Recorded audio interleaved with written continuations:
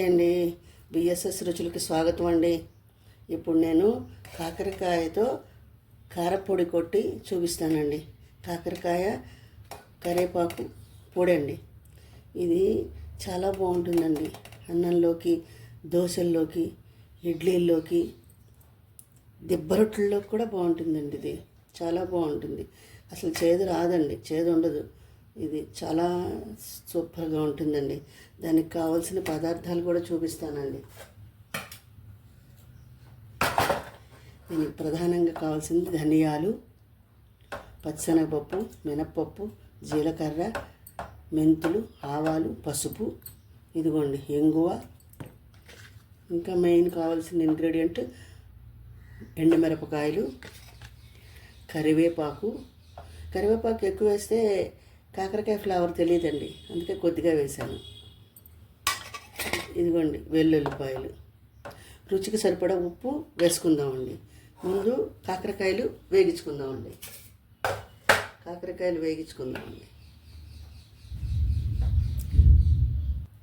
Stove వెలిగించానండి, oil పోసాను.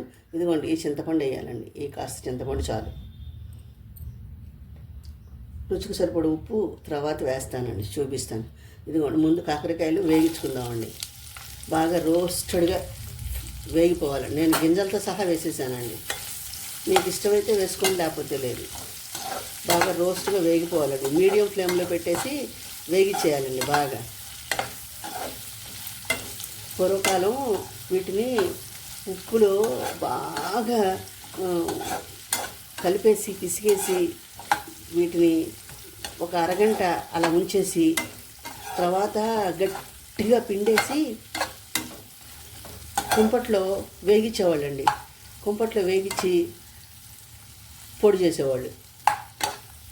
కుంపట్లో వేగించి బాగా ఈ మిరపకాయలు, వెల్లుల్లిపాయలు, ధనియాలు అన్నీ వేసి వేగించేసి బొండతో రోట్లో దంచి పడేసేవాళ్ళండి. భలే ఉండేది, చాలా బాగుండేదండి. ఇప్పుడు కుంపట్లు ఎక్కడ ఉన్నాయండి? అయినా ఎవరు చేయగలరండి ఆ కుంపట్లో? చేయలేమండి.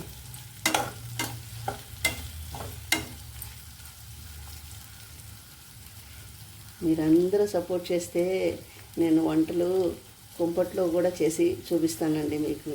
మీరందరూ నన్ను ఆదరిస్తే తప్పకుండా నేను ప్రతి వంటకం కుంపట్లో చేస్తానండి. ఇవి కొంచెం బాగా ఫ్రై అవ్వాలండి. మీడియం ఫ్లేమ్లో పెట్టానండి.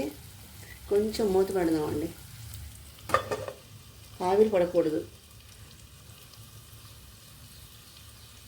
ఒకసారి చూద్దామండి.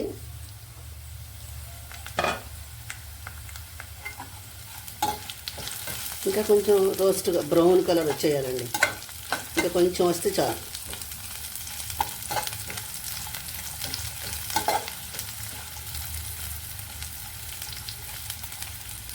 ఈ పొడి ఒక 15 రోజులు టేస్ట్ అలాగే ఉండే 15 రోజుల వరకు బాగుంటుందండి. తర్వాత ఉంటుంది కానీ టేస్ట్ మారిపోతుందండి. ఈ పొడి టేస్ట్ 15-20 రోజుల వరకే ఉంటుంది టేస్ట్. తర్వాత దీంట్లో ఉన్న కాకరకాయలో ఉన్న ఫ్లేవరు టేస్ట్ తెలీదు, అప్పుడు కూడా బాగుంటుంది. అదొక టేస్ట్గా ఉంటుంది. కాకరకాయ ఫ్లేవర్ తెలియకుండా చప్పగా అయిపోతుందండి. ఏదైనా పొడి ఫ్లేవరు దాని టేస్ట్ 20 రోజులు 15 రోజుల వరకే ఉంటుందండి. తర్వాత కొంచెం టేస్ట్ మారుతుంది.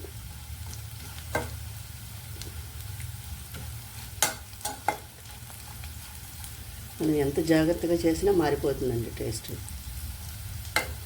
15 రోజులకి కొట్టుకోవాలి. హెల్త్కి మంచిదండి.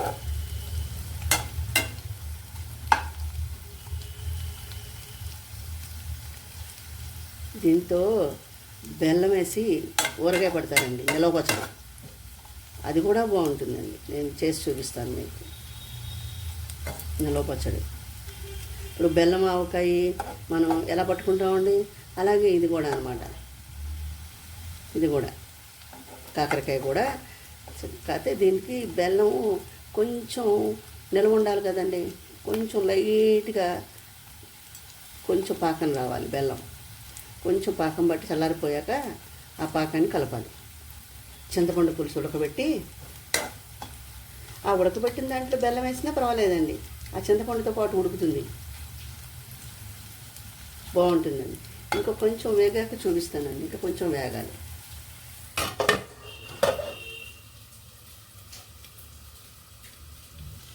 చూద్దామండి ఒకసారి. వేగిపోయిందండి, తీసేద్దాం. ఇది బాగా చల్లారిపోవాలి, తీసేద్దామండి. తీసేసి మళ్ళీ మనం మిరపకాయలు అవి వేగించుకుందామండి, చూపిస్తాను మీకు.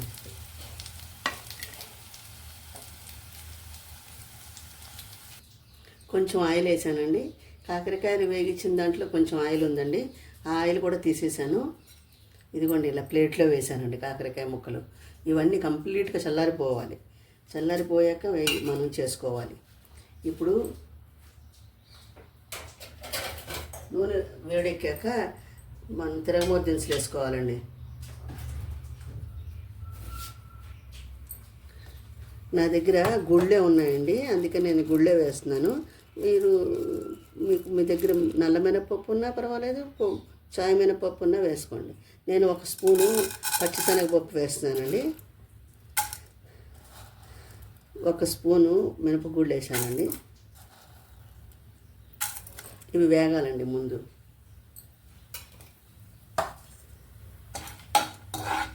ఇవి వేగాక తీసేయాలండి.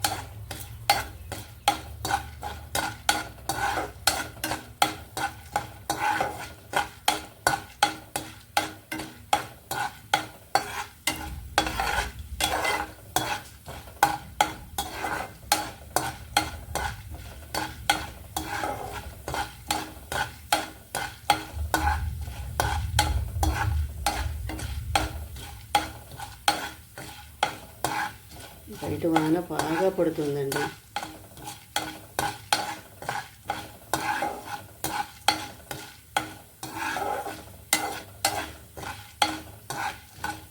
దీంట్లో సగం పప్పు మనం కారంలో వేసి దంచేయాలండి. కొద్దిగా పప్పు పొడి అంతా చేసేసిన తర్వాత పొడిలో కలుపుకోవాలి. ఇది పంటి కింద తగులుతూ ఉంటే చాలా బాగుంటుందండి ఆ టేస్ట్. కారపొడిలో ఇంకేం తిరగమాతలు పెడతామండి, ఇంకేం తిరగమాత ఉండదు, ఇదే తిరగమాత. ఈ బద్దలు కొంచెం తీసి మనం పొడిలో కలిపేయాలండి. తర్వాత పొడంతా కొట్టేసిన తర్వాత కలుపుకుంటే పంటి కింద తగులుతూ ఉంటాయి, భలే ఉంటుంది. మంచి అమోఘంగా ఉంటుందండి. మీకు తెలియదని నేను చేయట్లేదండి, నాకు వచ్చింది నేను చేసి చూపిస్తున్నాను. నేను నేర్చుకున్నది మా పెద్దవాళ్ళు చేసింది నేను చేసి చూపిస్తున్నాను. కొంచెం పప్పు తీస్తానండి, నలిగింది, వేగింది. ఇప్పుడు దీంట్లో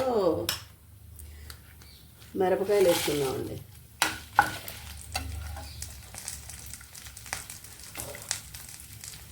ఒక 2 చెంచాలు ధనియాలు వేసుకుందామండి, ఇంకో చెంచా వేస్తానండి.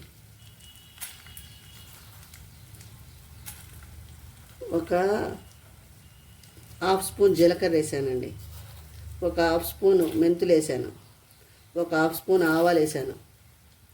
ఇదంతా వేగిపోయాక అప్పుడు నువ్వులు, కరివేపాకు వేద్దామండి. నేను నువ్వులు మీకు చూపించలేదు, నువ్వులు వేస్తానండి దీంట్లో.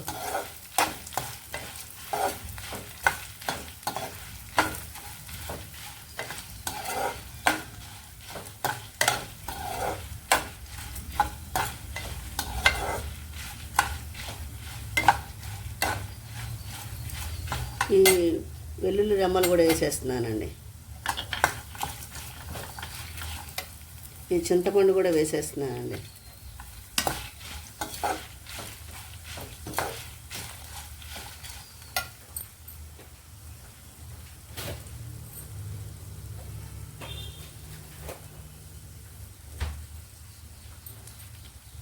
దీంట్లో ఎండు కొబ్బరి కూడా వేస్తారండి, నేను వేయట్లేదు. మీకు ఇష్టమైతే మీరు వేసుకోండి. వేస్తారు, ఎండు కొబ్బరి వేస్తారు, నేను వేయనండి.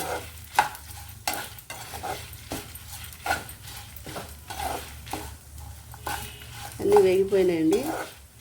మిరపకాయలు రంగు మారితే నల్లగా ఉంటుందండి పొడి. ఇదిగోండి, 1 స్పూను నువ్వులు వేస్తున్నానండి, కరివేపాకు వేస్తున్నానండి. ఇవి లాస్ట్లో వేగితే చాలు. ఇంకా కొంచెం కరివేపాకు వేసుకోవచ్చండి, మీరు వేసుకోండి. నేను కాకరకాయ ఫ్లేవర్ తెలియటం కోసం వేసుకోలేదండి. ఇంకా రుచికి సరిపడా ఉప్పు, పసుపు కూడా వేసేస్తానండి. వేసానండి పసుపు.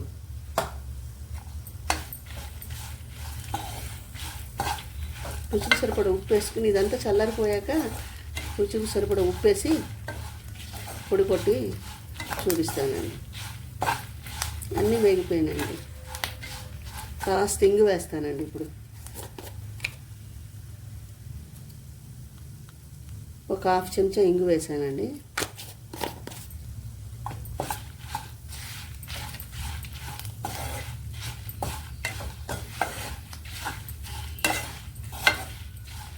చాలా రకాల కారపొళ్ళు ఉన్నాయండి, అన్నీ చేసి చూపిస్తాను మీకు. కొన్ని సీజనల్గా అవైలబుల్గా లేవండి కారపొళ్ళు కొట్టడానికి.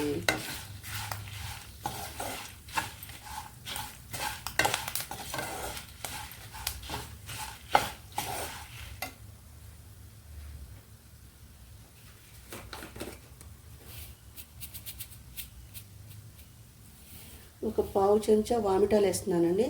మీకు ఇష్టమైతే వేసుకోండి, ఇది ఆప్షనల్ అండి. నాకు ఇష్టం కాబట్టి నేను వేసానండి. మీకు ఇష్టమైతే వేసుకోండి, లేకపోతే లేదు. ఇది వేయకపోయినా పర్వాలేదు, కానీ నేను వేసానండి. చాలా మంచిదండి హెల్త్కి. వామిటాలు తగలాలి, ఏదో రకంగా వామిటాలు మన బాడీకి, మన లోపలికి వెళ్ళాలండి. వామిటాలు వెళ్ళాలి. మీకు ఇష్టమైతే వేసుకోండి, లేకపోతే లేదు. ఇది మటుకు ఆప్షనల్ అండి.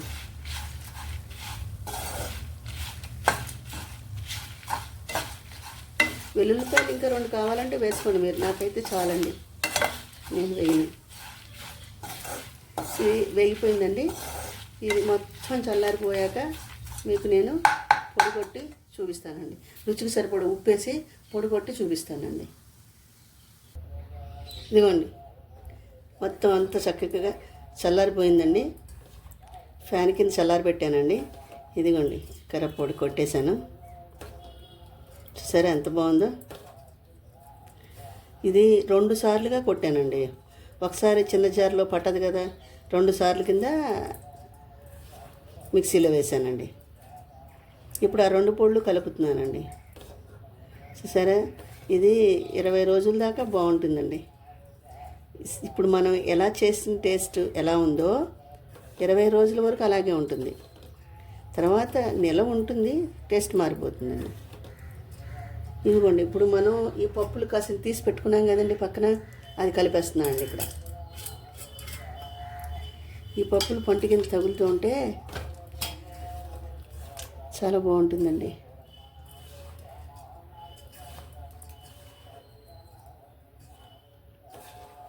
పూర్వకాలం వాళ్ళు బాగా ఉప్పేసి పిసిగేసి ఒక్కొక్కసారి వేగించి పొడి కొట్టేవారు. ఒక్కొక్కసారి బాగా ఎండలో విరిస్తే విరిగిపోయేంత ఎండలో పెట్టి డైరెక్ట్గా పొడిలో వేసి మిరపకాయలు, ధనియాలు, నువ్వులు అన్నీ వేగించేసి ఆ పొడిలో వేసేవారండి. అసలు ఒరిజినల్ కారపొడి అంటే అది. ఒరిజినల్గా అసలు కాకరకాయ కారపొడి అంటే అదేనండి. బాగా ఉప్పేసి పిసికి ఒక అరగంట అయిన తర్వాత మొత్తం గట్టిగా పిండేసి నీళ్లు తీసి పారేసి పెళ్ళని ఎండలో పెట్టేవారండి. ఒక 3 ఎండలు ఎండాక విరిస్తే విరిగిపోవాలి ముక్క. అలా చేసి మిరపకాయలు, ధనియాలు, నువ్వులు అన్నీ వేగించి, కరివేపాకు అన్నీ చక్కగా వామిటాలు కాసిని వేసి వేగించి ఈ విరిస్తే విరిగిపోయే కాకరకాయల్ని కారపొడి వేసి దంచేవాళ్ళు రోట్లో. అసలు ఒరిజినల్ కారపొడి అంటే అదండి. అది 3 నెలలు పైన నిలవ ఉంటుందండి, ఏమీ అవ్వదు. మనం ఫస్ట్లో ఎలా చేసినప్పుడు ఎలా ఉందో 3 నెలల తర్వాత కూడా అలాగే ఉండేదండి కారపొడి. అంత బాగుండేది. అసలు ఒరిజినల్ కారపొడి, కాకరకాయ కారపొడి అంటే అదే అండి. దీన్ని సర్వింగ్ బౌల్లోకి తీసి గట్టిగా ఎయిట్ జార్లో పెట్టుకుని ఉప్పు సరిపోయిందో చూస్తానండి. సరిపోయిందండి. నేను వేసిన ఉప్పు అన్నీ సరిపోయినాయండి. మీరు కూడా ఒకసారి ట్రై చేయండి. నా ఛానల్ని సపోర్ట్ చేయండి, సబ్స్క్రైబ్ చేయండి, లైక్ చేయండి, షేర్ చేయండి. నా డివోషన్ ఛానల్ లింక్ కూడా ఇస్తానండి, దాన్ని కూడా మీరు సపోర్ట్ చేయండి, సబ్స్క్రైబ్ చేయండి. నేను మీరందరూ బాగుండాలని బాబాని మనస్ఫూర్తిగా ప్రార్థిస్తానండి. మళ్ళీ ఇంకో వంటకంతో కలుస్తానండి. బాయ్.